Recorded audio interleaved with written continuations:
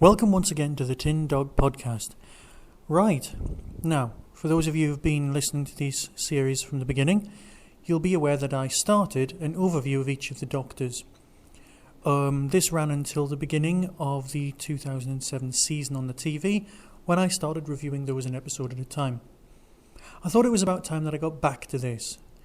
So, this week's episode will be a review of the Fourth Doctor's time, together with next week's episode. Well, not necessarily next week's episode, it depends when it gets broadcast, but the following episode will also be dealing with Tom Baker. The reason is, Tom Baker, his time with the TARDIS, was basically twice as long as any other Doctor on TV. That's one of the reasons why he's so popular with so many fans, because a lot of people, their favourite Doctor is the Doctor they grew up with. Therefore, if he was there a long time, a lot more people grew up with him. He was a lot of people's first Doctor. Obviously after that we'll be then following the 5th Doctor, 6th, 7th, and there will be an 8th Doctor special as well. These are the plans at the moment. So, before I begin, also I just need to say that there's been a few bits of news which surprised me at the moment. Now normally, you know me, I don't really talk about news, but there are two rather exciting things. The first being that Peter Davison is down to be in the Children in Need special in a multi-Doctor story. Is this true? We just don't know. Does it fit in with, where does it fit in the series? We also don't know. Is Peter Davison on board the Titanic? I don't think so. This is very exciting, a multi-Doctor story. Obviously it'll be just a 10-minute thing. Probably won't appear on any DVDs. You might have to track it down, but of course this is in November. Whether it happens or not, we'll have to get back to you. The other piece of news is slightly more odd. Now, as we all know, the next season of Doctor Who, rather than Torchwood, rather than Sarah Jane, we can discuss those another time. That's the 2008 season. That is 13 episodes long. There should be a Christmas special, so that'll be 14 stories. That's all in hand. However, the season after that, which is now covered, so that would be 2009, will only be 3 episodes long. Basically 3 movie-length specials. Now, we don't know if that means they'll be an hour long, like the Christmas special, an hour and a half long, like the McGann story. Minutes-wise, if they're movie-length, hour and a half, possibly, we're not going to get 2 hours. We're really not. They might as well make proper seasons if you're going to have a 2-hour story. That could be impressive. Now, that will probably bring us up to the end of David Tennant's tenure. That would take us into the next season beyond that, season 6, which would be in 2010. Now, the fact that the BBC are investing in this as a plan is wonderful. David Tennant does want to go off and do some acting elsewhere, which in anybody else would be perceived as I really just want to leave. But in Tennant, who is, the biggest Doctor Who fan Doctor before the show, if you see what I mean, before he was in it, then this could bode well. We just don't know. Most actors end up playing the Doctor for 3 years. It's Troughton, McCoy kind of didn't have much of a choice. Baker would have gone on. This is Colin rather than Tom. Tom's the exception. And of course that's what we'll be dealing with this time. So we're going to be looking at season 12 through to, I believe, just consulting my notes here, either season 15 or 16 depending on time. So we left off with John Pertwee, whose current companion was Sarah Jane Smith. She'd been with him for a few stories, joining with the Time Warrior, which I believe comes out on DVD either now, actually I suspect last Monday, or in the near future. It's a very good story. Sarah Jane's character is defined quite well, and she does that whole half-swallow scream thing. A lot of people are big Sarah Jane fans, and let's face it, so was Russell T. That's why she came back. So we had John Pertwee and Sarah Jane. The actor who played the Master, Roger Delgado, at this point was dead, and we never thought the Master would come back. that was fine, narratively speaking. It was awful from a fan point of view, but from a narrative point of view, we kind of understood. Now, it was predicted that the actor playing the Fourth Doctor would be slightly older, a return to older form, but Tom Baker was hired. However, they had already cast another actor to do the action stunt pieces, similar in many respects to hiring Captain Jack to do the action sequences when they want the Doctor to step back. So the actor Ian Marter had been hired to play Lieutenant Harry Sullivan. I believe we're English, for God's sake, it's Lieutenant. Either way, Dr. Harry Sullivan was part of the crew. He was destined to join. Now, he joined for one season. So we start with Robot. Robot, the first story of this season. I mean, let's face it, Doctor Who'd been going for 11 years now. People were thinking about it, fading off the air. So we start with a post-regeneration story. Now, notoriously, these are a little bit suspect. This one, I don't know whether it ranks particularly well. I've given it a 7 out of 10, is Robot. Now, for me, as a child, before the era of videotapes and the like, target novelizations, these were small sort of books of the movie sort of thing, except they were the only way we could get to learn about old Doctor Who stories that were before our time. I was born in 1972, so a story broadcast end of 1974, beginning of 75, I'm not going to remember. And if I did, that would be even a bigger worry. So, Robot, I finally get to see it on video years later. My experience of the story Robot was from Terrance Dicks's novelisation. I really liked the story. A robot goes a bit sentient, but is used by some scientists who want to probably take over the world. Let's face it, it's Doctor Who. Nobody ever wants to do anything smaller. And they use the robot to to get hold of parts for weapons. It's a fairly standard unit story, but it's also got the same plot as King Kong. Now, given that the BBC's budget was nothing, they ended up using the wonderful Barry Letts CSO. Now, CSO stands for Colour Separation Overlay. It's what's known these days as green screen, but then it was blue screen, and you used it via a very specific shade of blue, or in the case of some stories, any shade of blue, which would make things disappear, so you could rescale things. These days, everything would be done on a computer. Computers just weren't up to it in those days. This was a physical effect, a physical electronic effect, if you see what I mean. And it's not great. The robot becomes giant. I mean, let's face it, the novel's actually called The Giant Robot. He only becomes giant in the last sort of bit of the story, sorry. It's worth seeing. You get to see some alternate costumes for a Doctor. It's well worth seeing. I wouldn't disparage it or anything. However, at the end of Robot, the Doctor, Harry and Sarah travel to the Ark in Space. Now, the Ark in Space was one of the first DVD releases to have alternate CGI effects. So you could select to get rid of the, as far as I'm concerned, quite good model work and replace it with some fairly standard computer work. Now, I know this is the days before the new 2005 season came about, so our expectations of Doctor Who electronic, sort of CGI work was never huge. Of course, these days it is. So the DVD of Ark in Space has those options. Now, Ark in Space is one of the first DVD releases, mainly because it's actually classed as one of the classic stories. It's got a lot of influences. There's touches of Alien, there's touches of post-apocalyptic things, but more importantly, this whole season fits together around this one space station, similar in many respects to the 2005 storyline with the Long Game and then coming back to Satellite 5 later.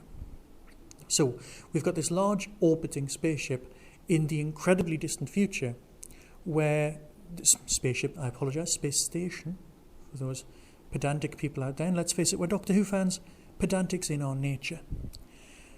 The space station in the future is orbiting Earth, orbiting a ravaged Earth, one that solar flares have apparently, although not in actuality, wiped out a large amount of life. The human race has dispersed. It's kind of around, well, it's before the times where New Earth is set and things like that, but it's heading in that direction. So you've got a burnt out Earth. These people are humans frozen to be thawed out to repopulate the Earth. They have gene banks full of everything. The Doctor is very impressed with the human race.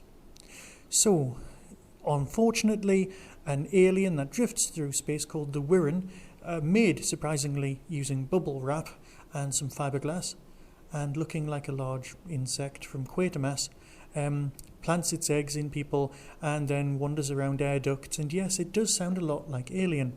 It's not that much like Alien because, like any proper space station, it's very, very well lit. The Doctor, of course, defeats them, the human race survive, and he decides to fix the thing called the transmat. As you remember from other stories, it's basically the thing from Star Trek that lets you go from one place to another. They decide, because they're going to repopulate the Earth in the next story, the one called the Sontaran Experiment, that they will use the transmat, which of course is a little bit faulty, to land on Earth and then populate it. Now, the Doctor, Sarah Jane and Harry come down to Earth.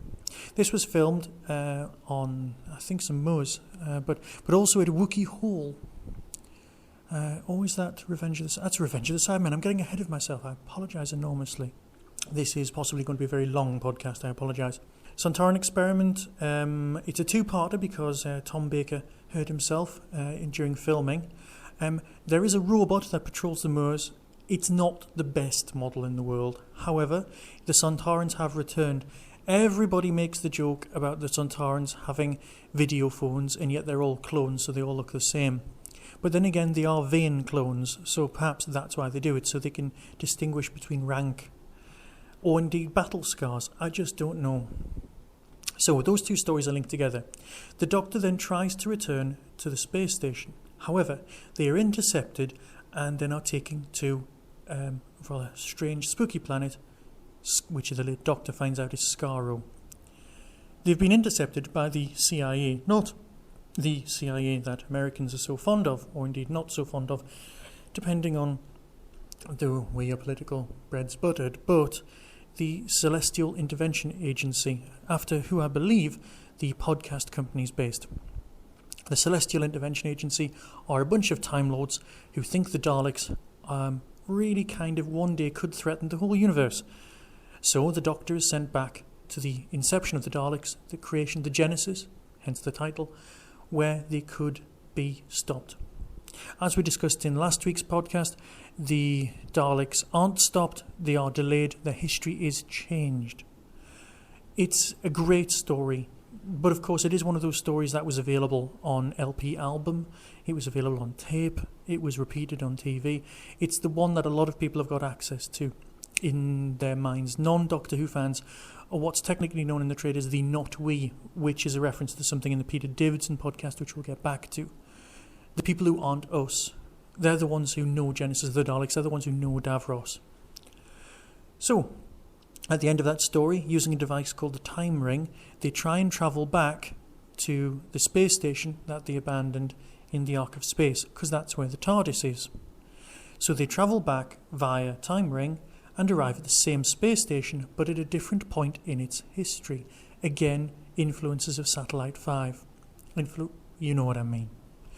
This story is called Revenge of the Cybermen. It's got the Seal of Rassilon, seen later, but no connection whatsoever to the Time Lords. They do look a bit Vogon-like. This one was filmed in Wookiee Hall. There we are, got that one right this time. That's where the gag in The League of Gentlemen comes from, where he says you couldn't get moved down here for Cybermen in the 70s. This is the one that was filmed there.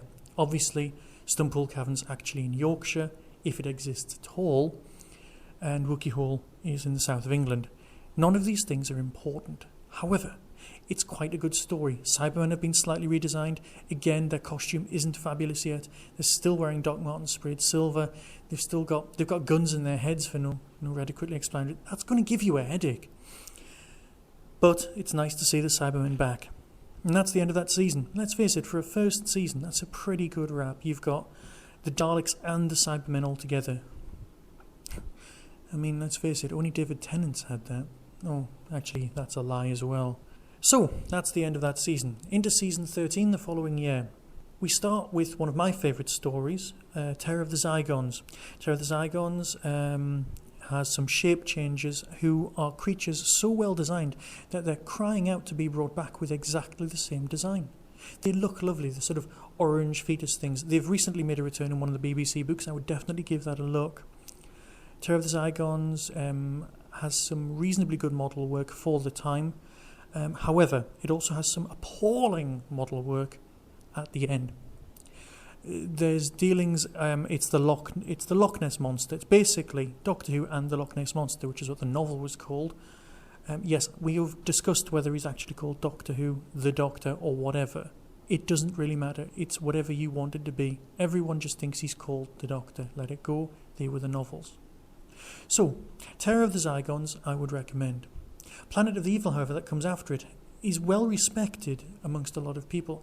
It's very similar in many plot strands to, say, Forbidden Planet with Robbie the Robot. There's no robot in this, but there is a whole planet that isn't exactly evil, but it doesn't want anything to leave. It's almost sentient. It has creatures from the age. It's basically Doctor Who does Jekyll and Hyde. And unfortunately, that does kind of show it up. But so far, we've had two very, very strong kind of horror-influenced episodes. We then follow on with Pyramids of Mars. Now, Pyramids of Mars, again, very, very good, very, very popular story. This is the one that I believe is watched in the episode Queer as Folk, in episode 1, when he goes home from the club, bored, and he decides to watch that story. You can spot the real Doctor Who fans because they're the ones who go, yes, you're right, that is what he was watching. Pyramids of Mars is one of those episodes that always ranks. People do like it. It's got some not particularly great sets towards the end when they actually get to Mars, but the bits set in the stately home, the plot, the mummies wandering around England, monsters available in the day, the guy out of Grange Hill playing the guy's brother, who died, sadly. Michael shared a month or so ago, which is very sad, because he was very popular at conventions. Pyramids of Mars, again, one to recommend. We then follow with Android Invasion. Now, the guy, for those of us of a certain age, will remember a program called Rainbow, and the man called Roy Skelton, who did Zippy and George's voice. Now, he also did a lot of Dalek voice work at various points in his career, and he plays the villain in this piece. This villain, for no adequately explored reason, is a sort of sea monstery looking thing. He looks a bit like one of the Sea Devils, only fat.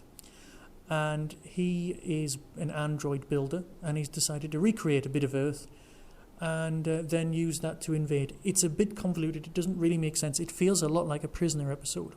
The fact that the story's called The Android Invasion really kind of spoils the fact that there's some androids that you find out eventually who want to invade.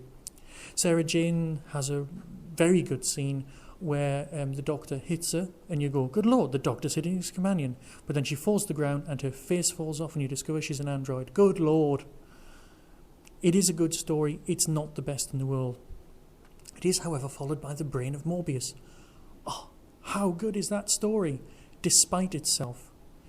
It's apparently written by Robin Bland. Now, Robin Bland is a pseudonym for a different author. The author was so disappointed by what the script actually came out with looking like that he said, oh, just change my name to Something Bland. And that's what it came up with. Now, whether that story is true or not, it doesn't affect the fact that we all kind of really love the story.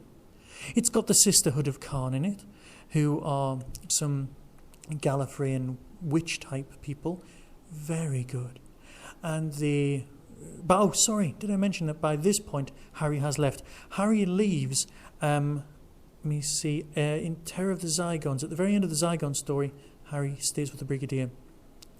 Unfortunately, Ian Marter died in, I believe, 1981. I could be wrong on that one. I am going off the top of my head. So I apologise to anyone listening if I have got that wrong. I know I'll receive emails if I have. Where were we? Brain of Morbius. Right. It's basically Doctor Who does Frankenstein. We've had Doctor Who does The Mummy, we've had Doctor Who does lots of other things. This is the Frankenstein story redone. And obviously Frankenstein is the Doctor in that story. He isn't the monster. In this story, the monster is a renegade Time Lord called Morbius. Morbius tried to make the Time Lords more warlike, and he was sentenced to be killed. The only part of him that was survived was, of course, his brain. This other person, Solon, is the actual professor. He's building from parts of crashed spaceship aliens a body to put the brain in. Now, why he couldn't have just got the one body and put the brain straight into it, I wonder, but we never really did figure that one out. Of course, the Doctor's head's fabulous, very large. It's Gallifreyan, so it'll probably not reject the brain. And you know kind of where you want to put the brain. In any other context, this could have been seen as a 50s B-movie kind of a plot. It's not. It's fine. Just accept it. I would definitely recommend you see this story. I know it looks dated, but it's wonderful. It treads that line between overacting and really overacting. And just go for it. It's great. Phil Magic is superb in this story. Mind you, though, he's always good. So, Brain of Morbius is the second last story of the season, followed by Seeds of Doom. Seeds of Doom has got the Chronoids. Now, the Chronoid alien costume is actually the Claws of Axos alien costume sprayed green. But the story's a six-parter. Now, by this point, the six-parter was kind of on its last legs. People had started preferring the four-part stories. The six-parters were basically made as a two-parter with a narrative link to a four-parter. They put together, they could film the blocks better like that. That's more of a technical thing. You don't really need to know that in a review like this. Seeds of Doom's storyline is very much like the X-Files story Ice, where something is found in the ice, and it's some eggs, some pods, some vegetable matter. There's an insane megalomaniac genius millionaire. How come they're always mad millionaires? In real life, you just get mad poor people. There's not a lot of mad millionaires, hence the reason they're still millionaires.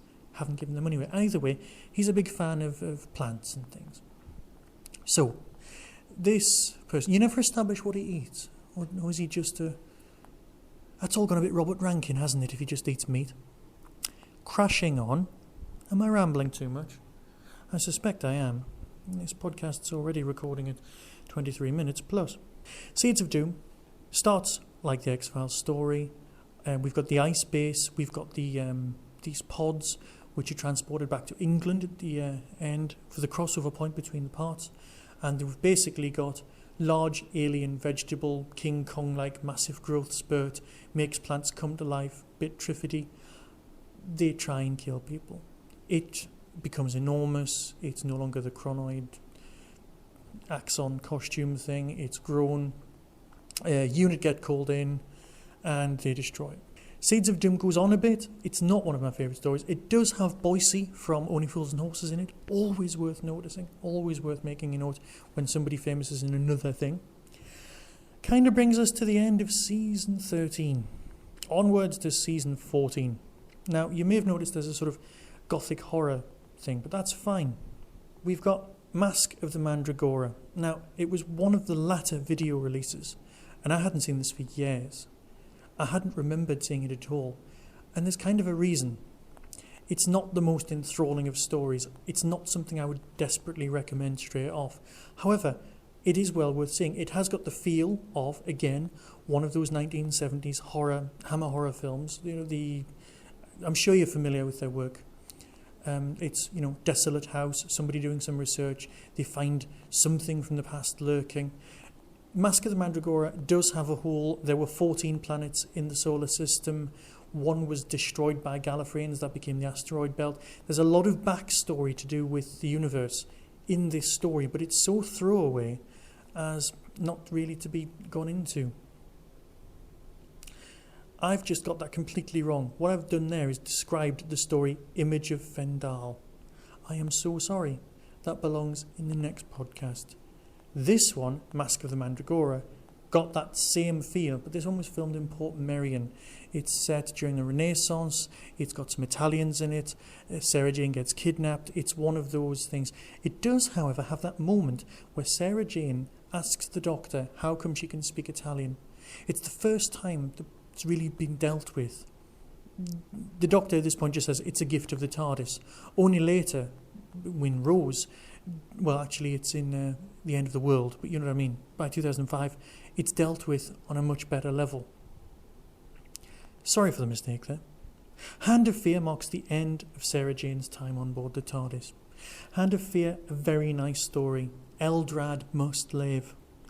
Eldrad is a silicon-based life form, again a warlord who was sentenced to death. The only part of him that survived was his hand.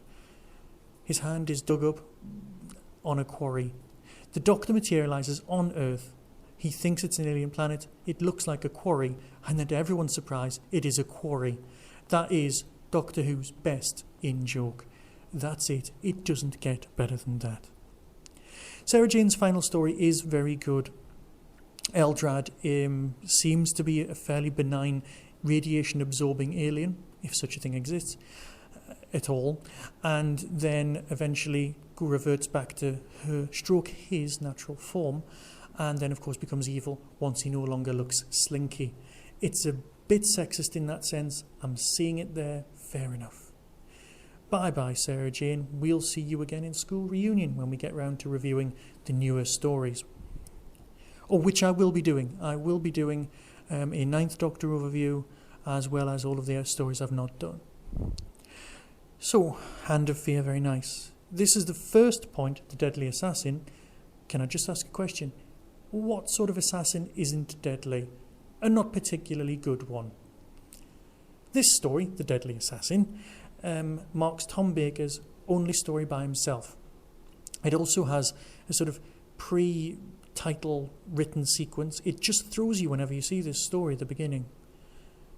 The Doctor returns to Gallifrey. We get to see all of Gallifrey, and it's a bit like an Oxford quad, and there's a lot of bickering. You aren't exactly disappointed with Gallifrey because the story gallops along, and for a kid's show at the time it was quite nice. However, looking back on it, the Doctor enters a virtual world called the Matrix. I'm not making this up.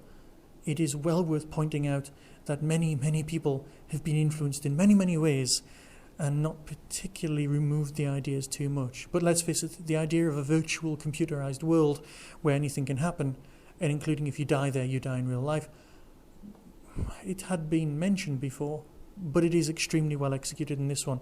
This is the one where one of the cliffhangers, Tom Baker's Doctor is being drowned, and Mary Whitehouse complained because that was the image that stayed with kids for a week. Stuff they could get away with then, I don't know if they could get away with now, but similarly the other way around.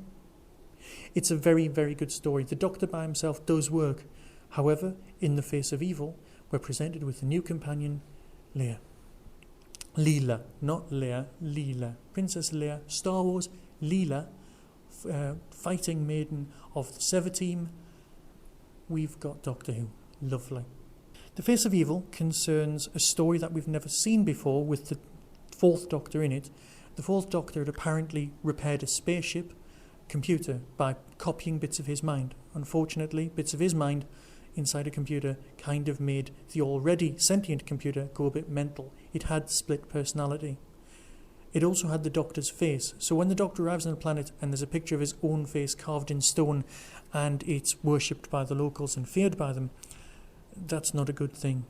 The spaceship had originally crashed years and years earlier, and the survey team had devolved into a tribe called the Sever Team, and the Tesh were the people on board the spaceship, which was now a big tower called the Tech. It's a nicely thought out piece of sci-fi.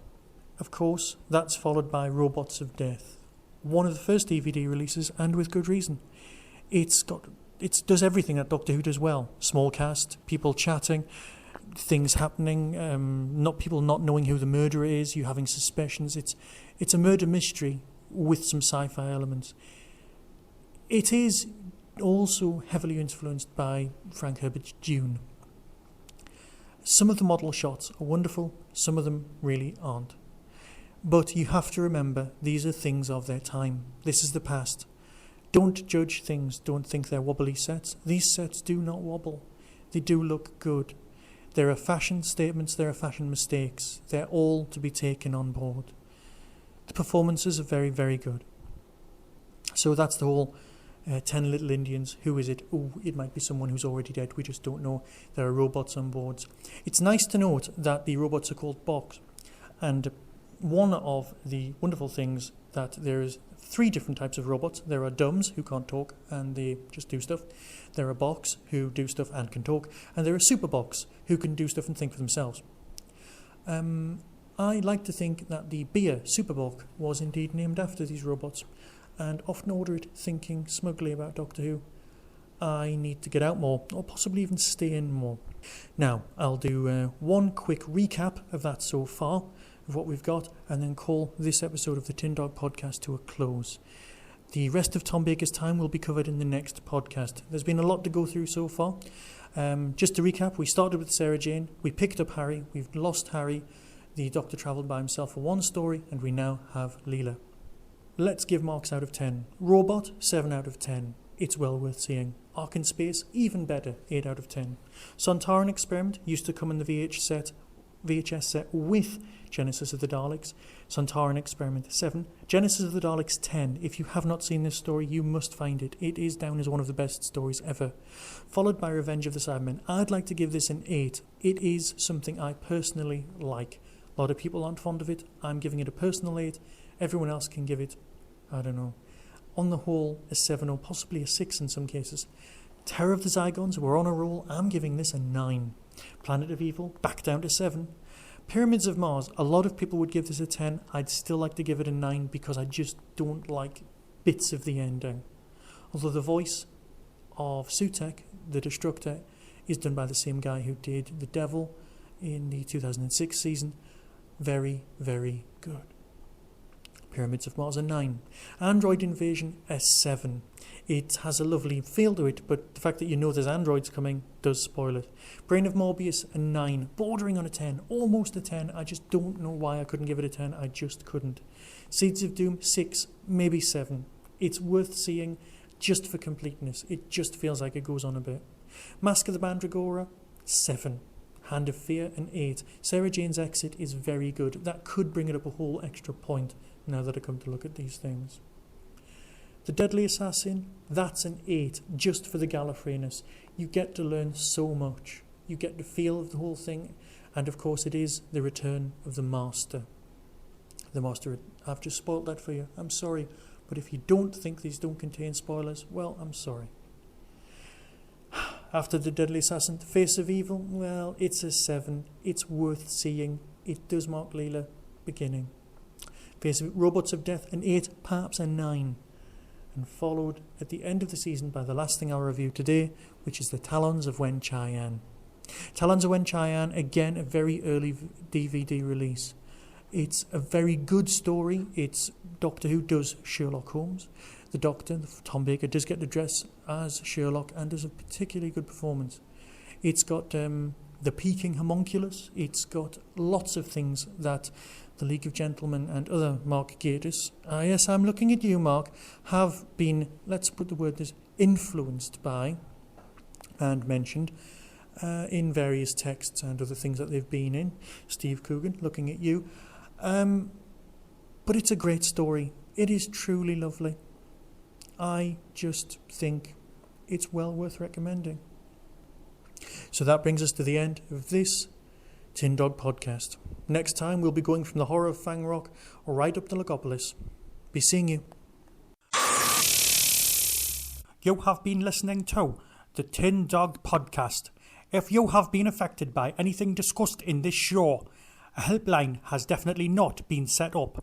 However, you can email us at tin-dog@hotmail.co.uk or leave a comment or a picture at our website www.tin-dog.co.uk.